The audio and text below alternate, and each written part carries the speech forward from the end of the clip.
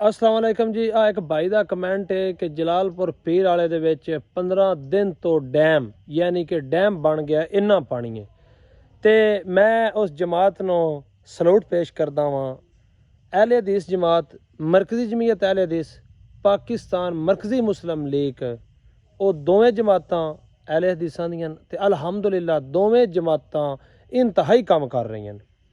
ਤੁਹਾਡੀ सोच तो भी ਵੱਡਾ है। खैमा बस्तियां लगाइयां ने, कम अज कम एक टाइम का 5 ਤੋਂ 7 ਹਜ਼ਾਰ ਬੰਦੇ ਨੂੰ ਖਾਣਾ ਦੇ ਰਹੀਆਂ ਤੇ ਰੈਕਸੀਓ ਵੀ ਕਰ ਰਹੀਆਂ ਨੇ, ਜਿਨ੍ਹਾਂ ਦੇ ਮਰਕਜ਼ੀ ਮੁਸਲਿਮ ਲੀਗ ਦੇ ਜਨਰਲ ਸੈਕਟਰੀ ਚੌਧਰੀ ਮੁਹੰਮਦ ਹਸਨ ਤਾਰੜ ਸਾਹਿਬ, ਜਨਰਲ ਸੈਕਟਰੀ फैसलाबाद ਦੇ ਨੇ।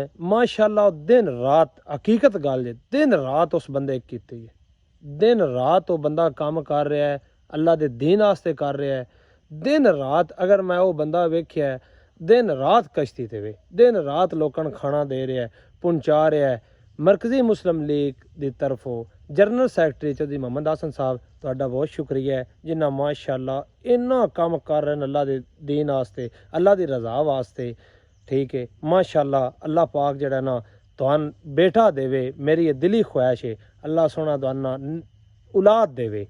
ठीक है, अल्लाह पाक खैर करे। सारे भरा चौधरी मुहम्मद हसन वास्ते दुआ करो, जरा रफा अम्मा का काम सब तो ज़्यादा कर रहे।